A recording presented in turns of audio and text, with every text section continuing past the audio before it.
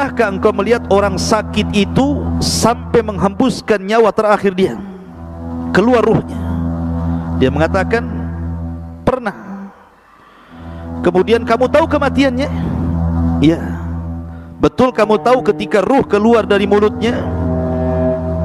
Kalau itu aku tidak pernah melihat.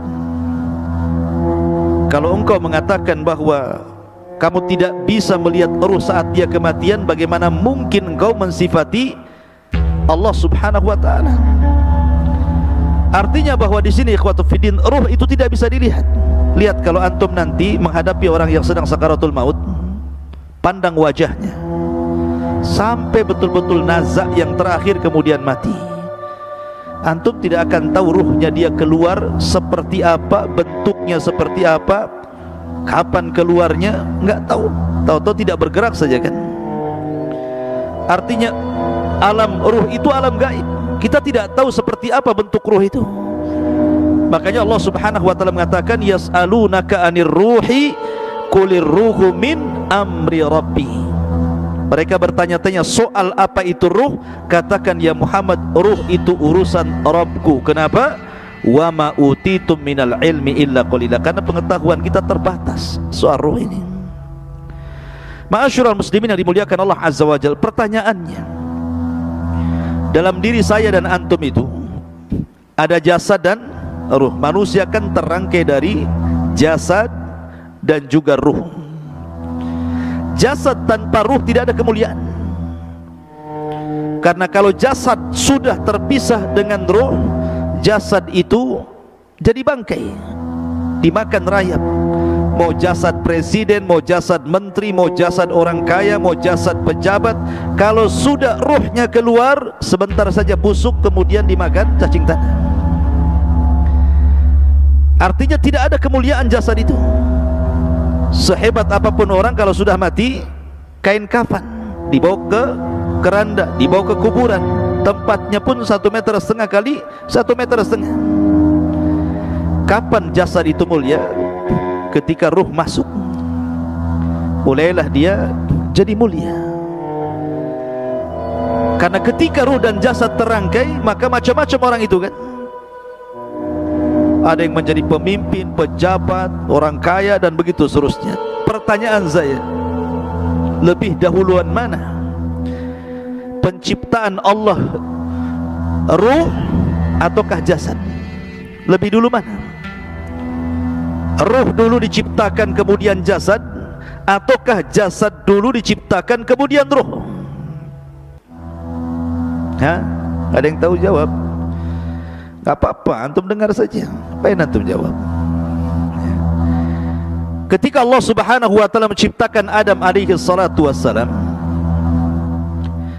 Allah menciptakan jasad Adam atau menciptakan ruhnya dulu?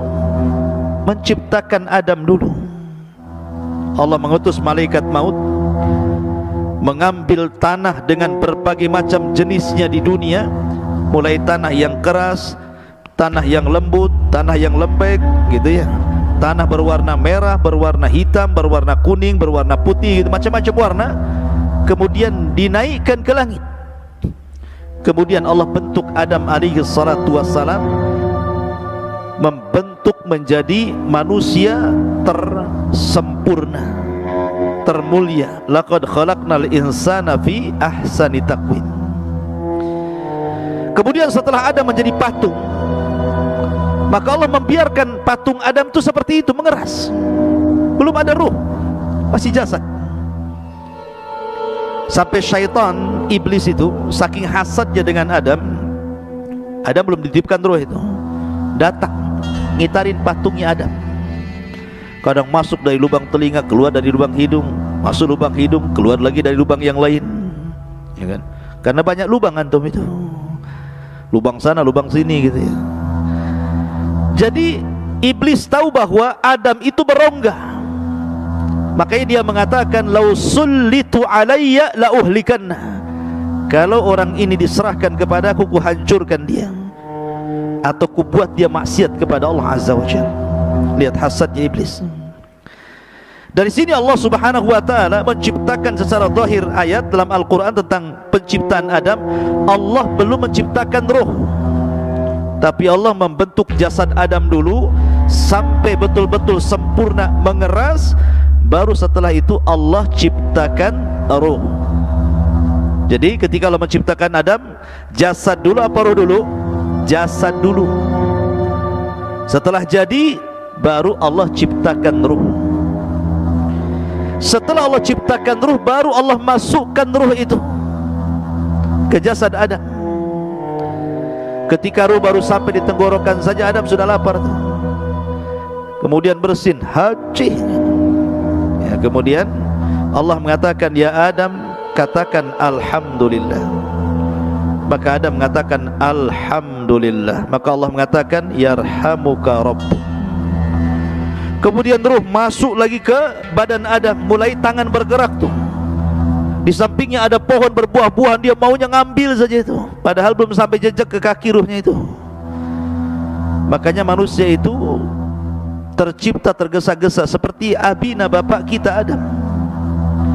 Baru setelah sempurna ruh itu sampai di kaki, sempurnalah Adam itu menjadi manusia yang disebut dengan nafsun.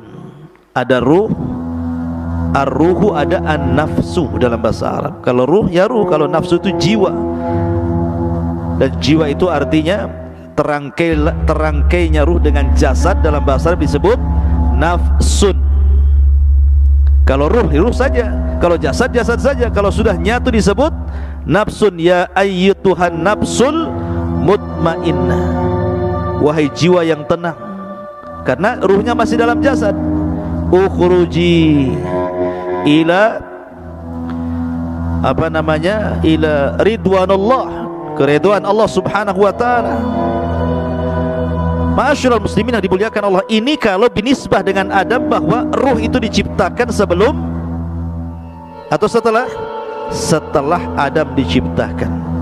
Adam dulu diciptakan, baru ruhnya diciptakan.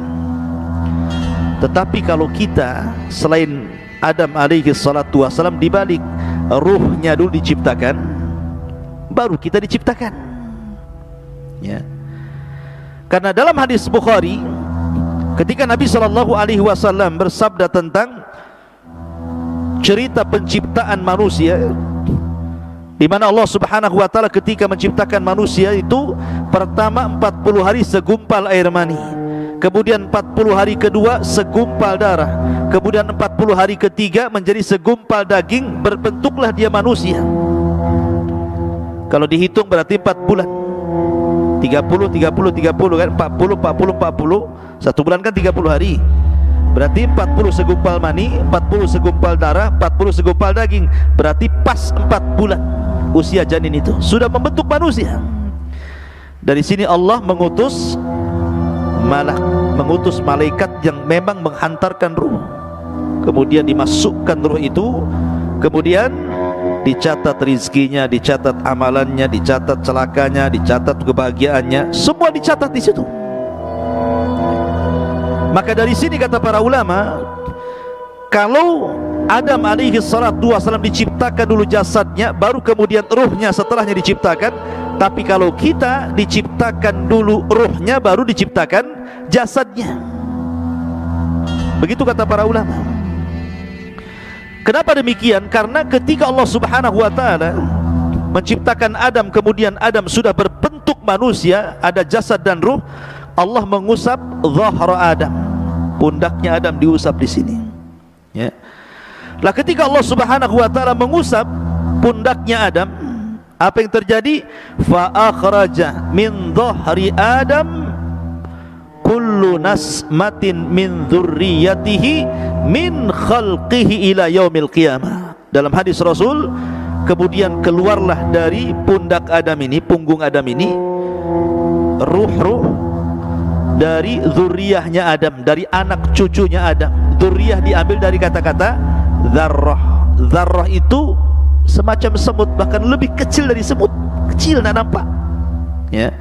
Jadi keluar ruhnya dari situ, dan itu kelak akan menjadi anak cucu Adam. Lah kemudian suatu ketika Adam melihat dari ruh-ruh yang keluar dari pundak Adam itu, dan itu nanti akan menjadi anak cucu Adam alaihi salatu wassalam. Melihat salah satu di antara mereka ada yang bercahaya dahinya. Kemudian Adam bertanya, siapa itu? Maka malaikat mengatakan, itu Daud, salah satu turunanmu. Karena takjubnya Adam, berapa usianya? 60 tahun. Pendek kali ku tambah umurku atau usiaku 40 tahun, genapkan 100 tahun dia.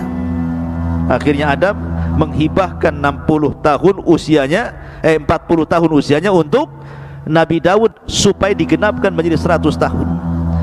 Dari sini bahwa ruh sudah diciptakan dulu. Karena ketika Allah mengusap pundak Adam, disitulah keluar arwah-arwah yang kelak akan menjadi anak cucu Adam sampai kiamat dibangkitkan. Banyak, berapa ruh itu jumlahnya coba? Jumlah manusia kan miliaran loh, dikeluar banyak gitu. Lah dari sinilah mereka akhirnya ditempatkan di sebuah tempat yang disebut dengan alam ruh. Disinilah terjadi mitsak, perjanjian antara ruh dengan Allah subhanahu wa ta'ala. Dan itu disebutkan dalam surah Al-A'raf ayat 172. Wa id akhadha rabbuka min bani adam min duhurihim durriyatahum wa ashhadahum ala anfusihim alastu bi rabbikum qalu bala syahidna an taqulu yaumal qiyamati inna kunna an hadza ghafilin.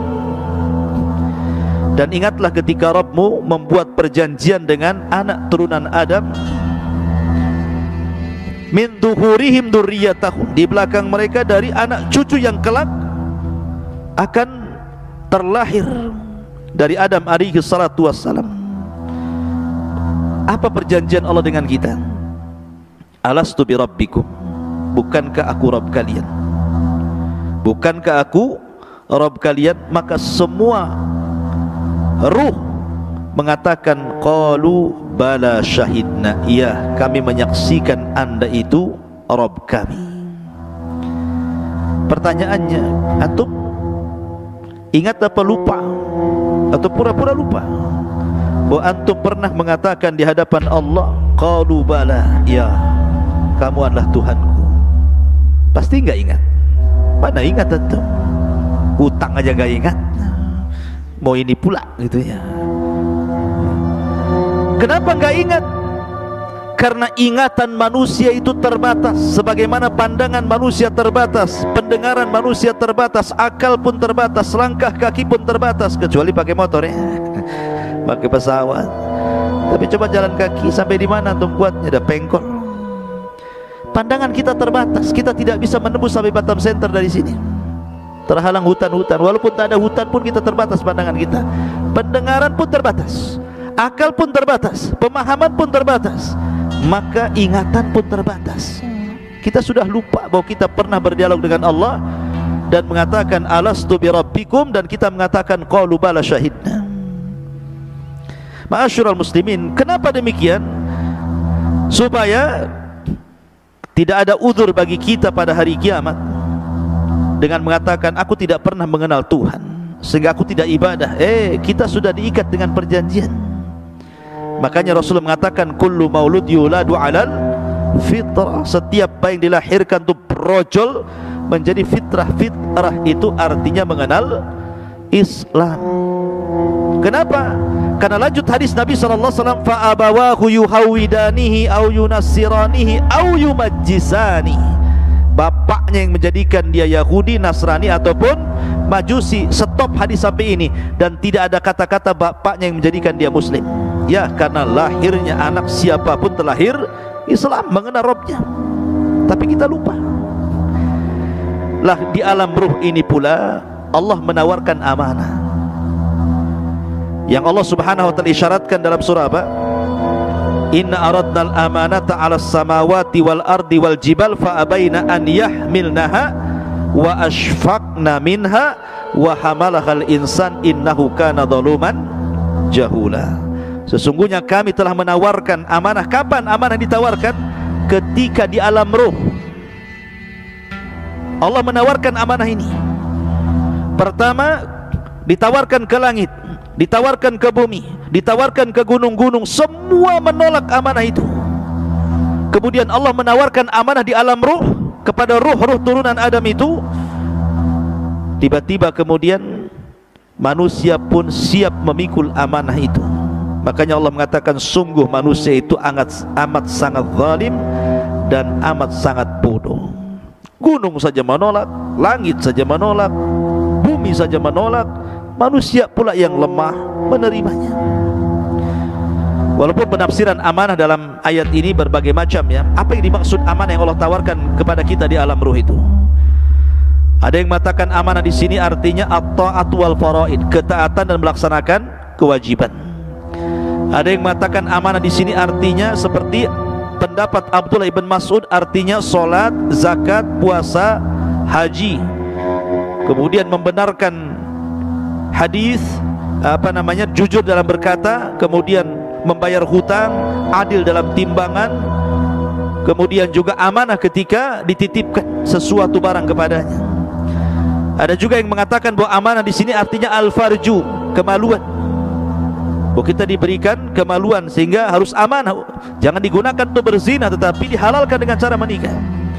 Ada juga yang mengatakan amanah di sini artinya as-saum, puasa, wal ghuslu minal janabah, mandi setelah junub. Ada juga yang mengatakan amanah di sini artinya amanah, orang itu amanah, tidak khianat gitu ya. Intinya bahwa banyak penafsiran amanah, tapi yang jelas dialog ini sebagian para ulama mengatakan terjadi kapan? Di alam ruh. Dialog ini terjadi di alam ruh. Ma'asyiral muslimin yang dimuliakan Allah Azza wa Jalla. Setelah kita tahu sedikit tentang alam ruh, lalu ruh ini kapan keluar? Kan pertama ruh menyatu dengan jasad, kemudian kita dilahirkan ke dunia menjadi jiwa yang menyatunya ruh dengan jasad. Maka suatu ketika ruh ini akan keluar saat kematian. Bagaimana ruh keluar dari jasad kita, ikhwan? Ada hadis Bara bin Azib radhiyallahu an. Jadi Bara bin Azib ini bercerita suatu ketika kami, kata Bara bin Azib, keluar bersama Rasul hendak mengebumikan salah seorang jenazah. Ketika sampai di kuburan, orang yang gali kuburan itu belum selesai. Orang yang gali kuburan itu belum selesai. Lah karena belum selesai orang yang menggali kuburan itu, Nabi SAW memberikan nasihat kepada sahabat yang ada di sekitar kuburan itu. Kemudian Nabi SAW menceritakan tentang kematian seorang mukmin dan kematian seorang kafir. Coba perhatikan bagaimana ruh keluar dari jasadnya seorang mukmin dan bagaimana ruh keluar dari jasadnya orang kafir. Kata Nabi SAW, innal abdal mu'min idza kana fi inqita'in minad dunya wa ikbalin minal akhirah, apabila hamba mukmin ini hendak terputus dari dunia dan menghadap akhirat, nazala ilaihi malaikatun minas sama bidul wujuh, maka akan turun malaikat dari langit, wajahnya sangat putih, ka'anna wujuhahumus syamsu, seperti wajahnya malaikat ini seperti matahari.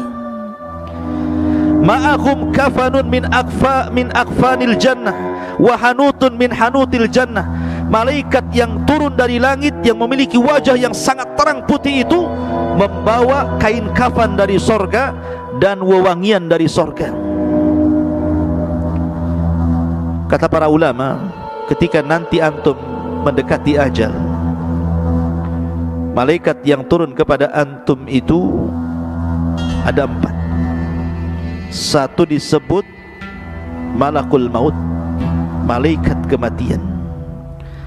Yang 3 disebut rusulul maut.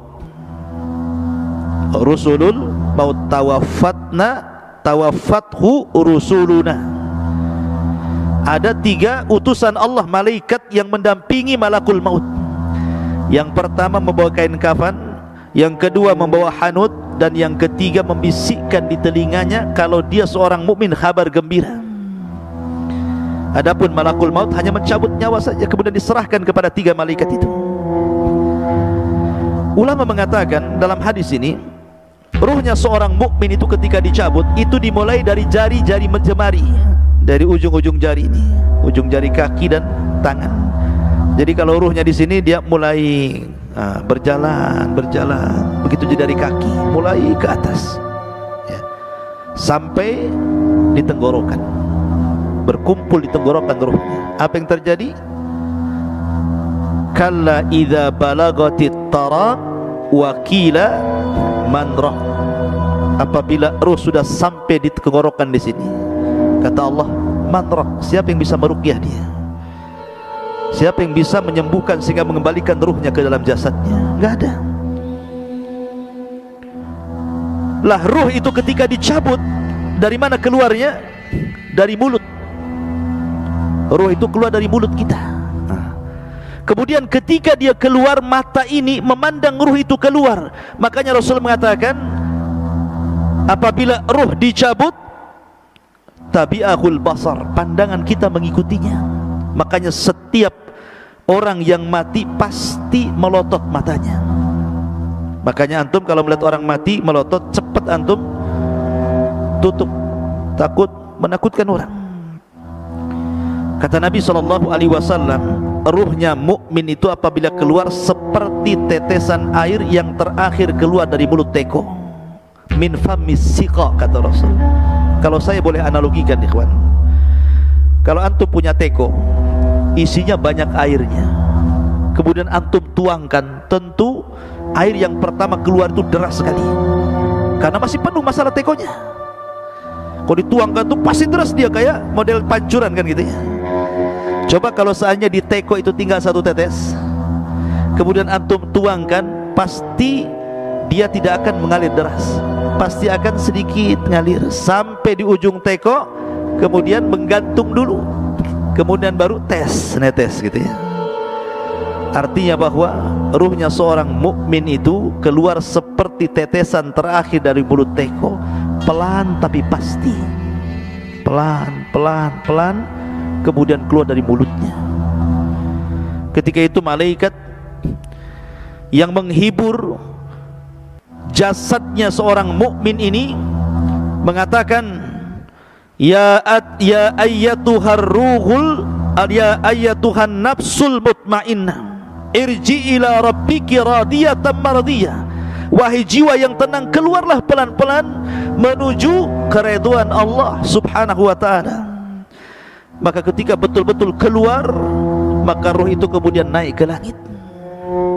Sudah terpisah alamnya, dia kembali keluar dari jasad. Lah ruh ini langsung ketika sudah ditangkap oleh malaikat maut, sudah dikeluarkan, maka diserahkan kepada malaikat yang membawa kain kafan dan hanut dari sorga. Langsung dikain kafani, kemudian dibaluri minyak wangi, kemudian diangkat ke langit. Kemudian langit pertama, dia mengetuk pintu. Kata penjaga langit pertama, siapa? Fulan bin Fulan. Siapa yang dibawa? Ruhnya Fulan ibn Fulan. Karena dia ruhnya orang baik, maka malaikat yang ada di langit semuanya memujinya. Kemudian dibukalah pintu langit pertama, kedua, ketiga, keempat, kelima, ketujuh. Dia melintasi langit yang ketujuh. Kemudian diperjumpakan dengan Allah Subhanahu wa ta'ala. Dan Allah katakan kepada ruh orang mukmin ini, letakkan catatannya fil illiyin, tapi kembalikan ruhnya ke dalam jasadnya. Maka catatannya naik sampai di tempat yang paling tinggi di sorga, kemudian ruhnya dikembalikan ke bumi. Ketika ruhnya dikembalikan ke bumi, ada yang mengatakan batas ruh naik ke langit itu sebatas ketika dia mulai dimandikan, mulai dikafankan, kemudian dikuburkan, ruh itu kembali ke dalam kuburan. Kemudian Allah satukan kembali ruh itu dengan jasad di alam kubur itu. Ketika itu dia baru sadar, karena terjadi himpitan, dhaghtah, alam kubur. Jadi alam kubur menyempit, kuburan itu menyempit sehingga kalau dia jasadnya orang kafir bisa remuk itu badan dan tulang-tulang itu. Tetapi himpitan bumi ketika orang dimasukkan ke dalam kuburan itu, kalau dia seorang mukmin seperti dipeluk oleh ibunya. Kalau ada bayi dipeluk sama ibunya rapat-rapat gitu, seperti itu rasanya. Karena kita diciptakan dari tanah, kembali ke tanah, maka seolah-olah tanah itu bagi ibu kita. Tapi ingat, kalau jasadnya orang kafir, maka diremukkan dengan tanah semua tulang-tulangnya. Ma'asyiral muslimin, inilah yang dikatakan Rasul, seandainya ada yang selamat dari himpitan kuburan, maka tentu yang selamat adalah bayi ini. Tapi bayi ini pun tidak akan selamat dari himpitan kuburan. Dalam riwayat, kalaulah ada yang selamat dari himpitan kuburan, tentu yang selamat adalah Sa'd bin Mu'adz, karena saat kematiannya arsy Allah berguncang. Tapi Sa'd bin Mu'adz pun tidak selamat dari himpitan kubur. Lah setelah itu baru datang dua malaikat yang disebut dengan Munkar dan Nakir. Lah Munkar dan Nakir ini membawa fitnah yang disebut dengan fitnah kubur. Kemudian dia mengatakan, man rabbuk, siapa Rabbmu? Kemudian juga setelah ditanya siapa Rabbmu, kemudian wa man nabiyuk, siapa nabimu? Atau ma taqulu bihadzal rajul, apa yang kau katakan terhadap orang ini, maksudnya Nabi SAW. Kemudian wa madinuk, apa agamamu? Karena dia seorang yang beriman, tentu gambarannya seperti yang di dalam Al-Quran, yutsabbitullahu alladhina amanu bil qawli tsabit fil hayatid dunya wal akhirah. Akan mantap jawabannya. Dia mengatakan Rabbi Allah, Rabbku Allah. Ketika ditanya bagaimana pendapatmu tentang orang ini, maksudnya Rasul sallallahu alaihi wasallam, dia mengatakan huwan nabi, dia nabiku Muhammad sallallahu alaihi wasallam. Ketika ditanya wa madinuk, apa agamamu, maka dia dengan terangnya mengatakan diniyal Islam, agamaku Islam. Dia berhasil menjawab. Apabila berhasil menjawab yang terjadi, maka Allah berfirman, an sadaqa abdi, hambaku telah benar. Hambaku telah benar. Karena telah benar, bukakan pintu sorga. Bayangkan, dari kuburan dibuka pintu sorga, langsung ke sorga. Hembuskan angin dari sorga ke kuburannya. Bawa pakaian dari sorga, bawa makanan dari sorga, bawa minuman dari sorga. Bentangkan kuburannya seluas maddal basar, seluas-luasnya sampai tidak terkira. Kemudian didatangkan angin dari sorga, makanan dari sorga, pakaian dari sorga, minuman dari sorga. Kemudian dia pun masuk ke alam yang disebut dengan nikmat kubur. Ketika itu datang seseorang yang tampan, kalau perempuan yang cantik gitu kan, tiba-tiba mendekati orang ini. Kenalan, siapa namamu, apa pekerjaanmu, ngobrol. Layaknya kita di dunia ketemu orang ngobrol.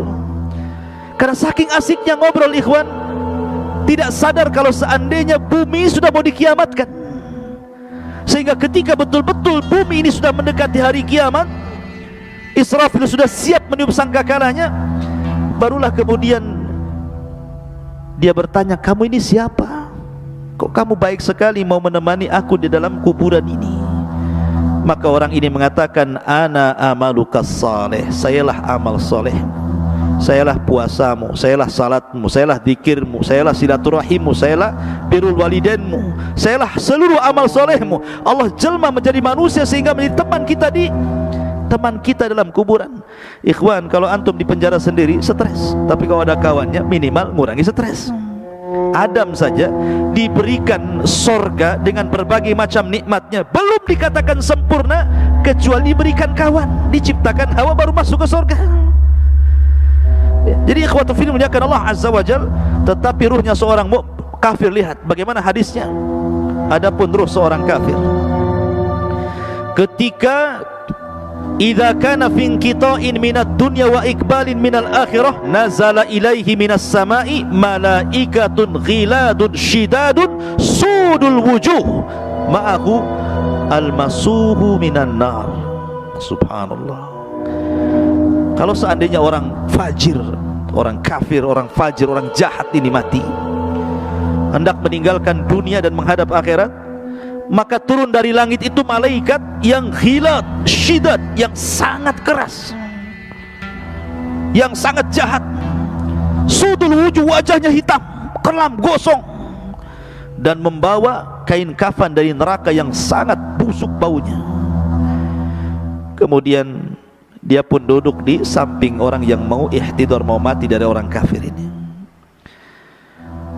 Maka malaikat yang jelek rupanya ini langsung meneriakkan di telinganya, ya ayyatuhan nafsul khabithah, ukhruji ila sakhatim minallahi wa ghadabih. Hei jiwa yang buruk, keluar kau kepada kemurkaan Allah dan laknatnya, keluar kamu. Coba kalau saya buat analogi, antum ada di rumah, tiba-tiba di luar rumah ada yang berteriak, keluar, keluar Noval, mau nggak uang 1 miliar? Keluar gak antum? Keluar.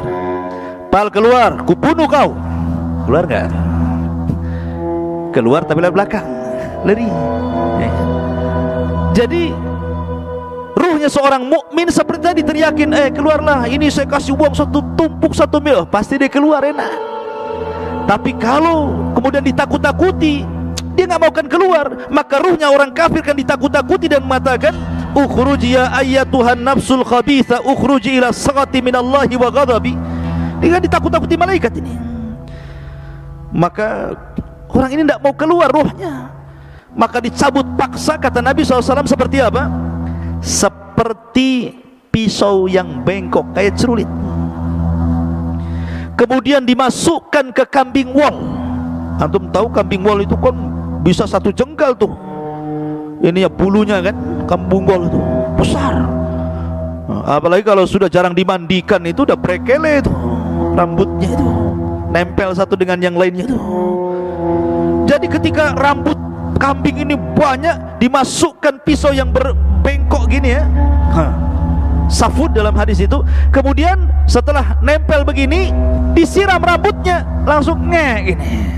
Jadi susah jadinya pisaunya ini. Kira-kira kalau seandainya pisau yang dimasukkan ke bulu wol kemudian disiram, kemudian dipaksa begini, apa enggak rontok semua bulunya tuh? Lah Rasul mempermisalkan ruhnya orang kafir ketika dicabut itu seperti itu. Seperti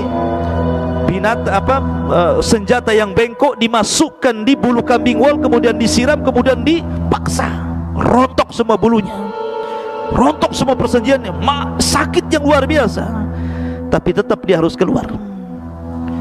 Ketika dia keluar, diserahkan kepada malaikat yang membawa kain kafan dari neraka yang sangat busuk itu. Dia pun tidak tahan di situ, ruhnya itu diangkat ke langit.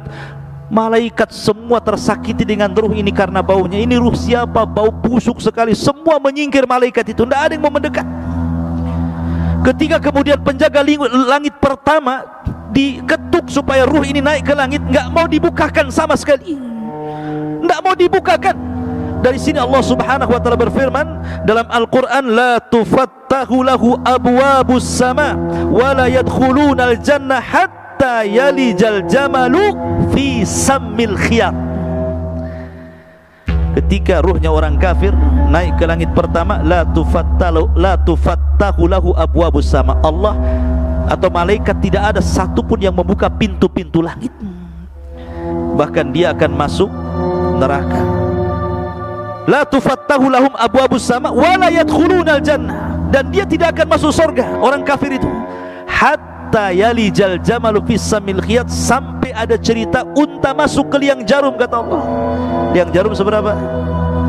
Jarum liangnya kecil, unta besar, gimana masuk ke liang jarum? Gimana caranya? Dijadikan benang dulu untanya baru bisa masuk.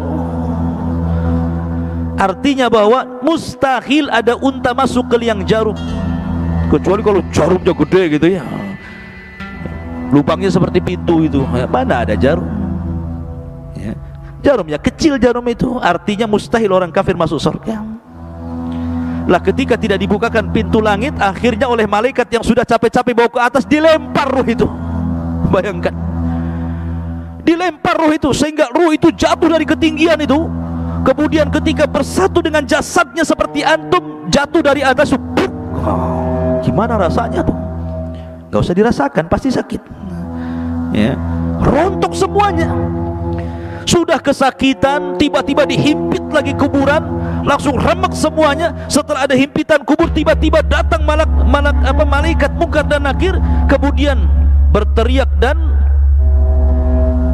menekan suaranya, man rabbuk, siapa Rabbmu? Enggak kaget dia ya. Wa man nabiyuk, siapa nabimu? Wa madinuk, apa agamamu? Makanya dia lagi pusing, lagi merasakan sakit, dia hanya mengatakan ha la adri. Fayaqulan ha la adri, saya tidak tahu. Aqulu kama qala an-nas wa fa'altu kama fa'ala an-nas. Aku hanya mengikut-ikut orang saja, enggak tahu. Maka dia pun akan dicambuk oleh malaikat. Kalau seandainya cambukan itu dicambukkan ke gunung Uhud, maka cukup menghancurkan Uhud itu. Bagaimana kalau dicambukkan ke jasad manusia? Turuhnya seorang kafir itu. Ma'asyiral muslimin yang dimuliakan Allah Subhanahu wa taala. Jadi kalau saya ringkas dari hadis Bara' bin Azib ini, pertama, keluarnya ruh seorang mukmin dari jasad seorang mukmin. Yang kedua, ruh ini dibawa ke langit oleh malaikat. Kemudian yang ketiga, dikembalikan ruh ke dalam jasadnya. Begitu juga ruhnya orang kafir. Itu saat kematian. Lalu setelah kemudian masuk ke alam kubur, apakah azab kubur itu birruhi wal jasad, menyatunya ruh dan jasad, ataukah ruh saja? Maka Syekhul Islam Ibnu Taimiyah rahimahullahu taala mengatakan bahwa azab kubur itu yang rajih menurut ahli sunnah wal jamaah, dan ini menyelisih pendapat orang-orang Mu'tazilah dan ahli kalam, bahwa yang rajih wallahu a'lam adalah ruh dan jasad dijadikan satu. Walaupun ketika di dunia jasad itu utama, ruh itu mengikut. Kalau di alam kubur ruh utama, jasad itu mengikut. Karena alamnya sudah alam beda, alam gaib bagi kita dengan kuburannya. Jadi yang penting ruhnya. Tetapi kalau ingin merasakan sakit, maka disatukan dengan jasadnya supaya dia merasakan bagaimana siksaan itu, sakitnya luar biasa. Maka baru disatukan jasad dengan ruh, dan itu pendapat yang kuat bahwa alam kubur terjadi birruhi wal jasad, ruh dengan jasad. Walaupun ada pendapat ruhnya saja, karena jasad pasti akan dimakan cacing tanah, akan hilang, kemudian akan hancur. Ma'asyiral muslimin yang dimuliakan, ada yang mengatakan tentang masalah di mana ruh itu dalam kuburan. Imam Malik rahimahullahu taala mengatakan bahwa kalau dia ruhnya seorang mukmin, maka ruh itu sesuka dia akan keluar masuk surga. Jasadnya tetap di kuburan, sementara ruhnya itu keluar masuk surga. Ada juga pendapat Ka'ab Ibn Akhbar mengatakan ruhnya seorang mukmin akan diletakkan di langit ketujuh di Iliyin. Adapun ruhnya orang kafir akan diletakkan di Sijjin, di bawah bumi yang paling dasar. Ada juga pendapat Imam Ibnu Hazm mengatakan bahwa ruh dalam kubur itu dia tetap di situ, ya, tidak keluar dari kuburan. Ada juga yang mengatakan, Ibnu Abdul Bar mengatakan ruhnya syuhada maka akan masuk ke dalam sorga dan akan diletakkan di kendil-kendil sorga, kemudian digantung di aras-aras Allah. Adapun ruhnya seorang mukmin, maka mereka akan dimasukkan ke dalam sorga dan akan diletakkan, digantung-gantungkan di pohon sorga. Itu pendapat Ibnu Abdul Bar. Dan juga pendapat Ibnu Ash-Shihab, ya, bahwa ruhnya syuhada juga akan digantungkan di arasy seperti kendil-kendil dan keluar masuk surga. Wallahu a'lam. Karena bagaimanapun pengetahuan kita tentang ruh tidak banyak. Wa ma utitu minal ilmi illa qal. Ini hanya pendapat para ulama. Adapun hakikatnya wallahu a'lam. Yas'alunaka 'anir ruh qulir ruhu min amri rabbi. Ma'asyiral muslimin yang dimuliakan, lalu ketika terjadi hari kiamat, di mana ruh? Ulama mengatakan bahwa ada 7 perkara yang tidak akan binasa pada hari kiamat. Catat 7 perkara ini. Tidak akan binasa pada hari kiamat, tetapi yang lainnya pasti dihancurkan. Ketika Israfil meniupkan sangkakalanya, semua makhluk Allah dihancur-hancurkan.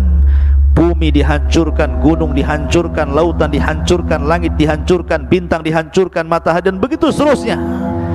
Tapi ada 7 makhluk yang tidak akan pernah dihancurkan. Ada yang mengatakan 8, ada yang mengatakan 7. Yang pertama arsy. Arsy tidak akan dihancurkan Allah subhanahu wa ta'ala. Kemudian yang kedua dan yang ketiga, al-jannatu wan nar. Sorga dan neraka tidak mungkin hancur dengan tiupan sangkakala. Kemudian yang keempat, al-ajbu. Al-ajbu itu artinya tulang ekor setiap manusia. Mungkin badan bisa hancur, tulang-tulang yang lain bisa hancur, tapi tulang ekor tidak mungkin dihancurkan Allah, karena kita diciptakan dari tulang ekor itu. Kemudian yang nomor 5, al-lauh, papan tempat menulis kolam itu. Al-lauh yang disebut lauhil mahfud tidak akan hancur. Kemudian yang keenam, al-qalam, dan kolam makhluk kedua yang Allah ciptakan setelah arsy tidak akan hancur. Kemudian yang nomor 7, ruh. Ruh tidak akan hancur ketika Israfil meniupkan sangkakala, itu tidak akan hancur. Dan ini disebutkan di dalam nuniyahnya Imam Ibnul Qayyim rahimahullahu ta'ala, dan juga dalam kitabnya Syarhus Sunnah li Imam Al-Barbahari rahimahullahu ta'ala, dan juga kitab-kitab yang lain yang menunjukkan 7 perkara tidak akan dihancurkan saat alam dihancurkan. Salah satunya ruh. Lalu ruh di mana ketika terjadi kiamat? Ruh itu terjadi ketika terjadi kiamat, maka terputuslah azab kubur, nikmat kubur, dan begitu seterusnya. Maka ruh itu akan diletakkan di Eliyin yang mukmin, kemudian ruhnya orang-orang kafir dan orang-orang jahat diletakkan di Sijjin, di dasar bumi. Kemudian terjadi kiamat hebat selama 40 tahun, bisa 40 bulan, bisa 40 hari. Baru Israfil kemudian meniupkan sangkakala yang kedua. Ketika itu jasad-jasad oleh Allah dikembalikan lagi, tulangnya dirangkai lagi, kemudian dagingnya dirangkai lagi dengan tulangnya. Jadilah setiap manusia, sehingga tanah itu dipenuhi dengan jasad. Allah mengatakan, idza zulzilatil ardu zilzalaha wa akhrajatil ardu athqalaha. Dan Allah keluarkan beban-beban berat dari perut bumi, maksudnya manusia, dilempar ke permukaan. Wa alqat ma fiha wa takhallat, dan kami lempar isi-isi perut bumi sampai kosong, karena semua jasadnya berada di permukaan bumi. Semua jasad, belum ada ruh. Baru setelah jasad, mulai dari Adam alaihi salatu wassalam sampai orang yang terakhir mati, sudah di permukaan bumi, di padang mahsyar, maka Allah mengatakan dalam Al-Quran, ruh itu kemudian dilesatkan dari Eliyin dan dilesatkan dari Sijjin, ya. Wa idzan nufusu zuwizat, dan ketika nufus, jiwa-jiwa itu disatukan. Jadi ruh dari Eliyin melesat, kemudian ruh dari Sijjin melesat, dan anehnya tidak tertukar ruh dengan jasad itu. Bukan berarti kemudian ruhnya Naufal tertukar dengan ruhnya siapa gitu, enak kali, ya. Jadi tidak tertukar, artinya bahwa ruh itu akan kembali ke jasadnya sesuai ketika di dunia jasadnya. Dan yang pertama kali adalah ruhnya Muhammadun sallallahu alaihi wasallam. Makanya dia orang yang pertama kali siuman sebelum manusia siuman. Ana awal man yashaqqu fihil qabr. Saya pertama orang yang keluar dari kuburan, katanya, kata Rasul. Kemudian aku melihat Nabi Musa sedang bersandar. Aku ragu-ragu apakah dia dulu ataukah aku, kata Rasulullah. Kan gitu ya. Baru kemudian bangkit semua, karena sudah nyatu lagi ruhnya tuh. Kemudian ketika bangkit, bingung orang-orang kafir ini, sehingga mereka mengatakan, ya wailana man ba'atsana mim marqadina. Celaka siapa yang membangunkan aku ini dari tidur-tidurku ini. Tapi orang-orang yang beriman, mereka mengatakan, hadza ma wa'adar rahman wa sadaqal mursalun. Inilah janji Allah dan benarlah ucapan para rasul. Berarti dari sini terjadi infisal ruh dengan jasad berapa kali? Pertama, ketika ruh kita dengan jasad kita dalam janin terpisah, karena jasad belum diciptakan, ruh sudah diciptakan. Itu perpisahan pertama, ruh dengan jasad. Kemudian yang kedua, saat kematian ruhnya dicabut lagi dari jasad, kemudian disambungkan lagi di alam kubur. Kemudian setelah terjadi kiamat, dipisahkan lagi ruhnya, diletakkan di Eliyin, kemudian di padang mahsyar disatukan lagi, dan tidak akan pernah dikeluarkan lagi setelah itu, baik yang masuk ke dalam sorga ataupun yang masuk ke neraka. Tetapi yang ada kelak, badan kita akan dibesarkan. Kata para ulama, kapan? Ketika membaca catatan amal. Ketika Naufal membaca catatan amal 1, 2, kalau itu amalan baik dibaca, maka bercahayalah wajahnya, mengembang badannya. Dibaca lagi catatan kebaikannya, makin bercahaya, makin mengembang, makin bercahaya, makin mengembang, sehingga tanpa sadar badan itu besar, sehingga tingginya 30 meter 60 hasta, lebarnya 7 hasta 3,5 meter, dan bentuk mereka semua sama, kasurati abikum Adam, seperti gambaran bapak kalian Adam alaihi salatu wassalam. Tuluhu sittuna dira'ah, panjangnya tingginya 60 hasta atau 30 meter. Barulah disitulah mereka menitis titian siratal mustaqim, wallahu alam, sampai akhirnya yang berhasil masuk surga itu karena amalan dan ketaatannya, yang tidak berhasil karena perbuatan maksiat dan dosanya. Wallahu alam bisawab. Inilah diantara alam arwah. Subhanakallah bihamdika asyhadu an la ilaha illa anta astaghfiruka wa atubu ilaik.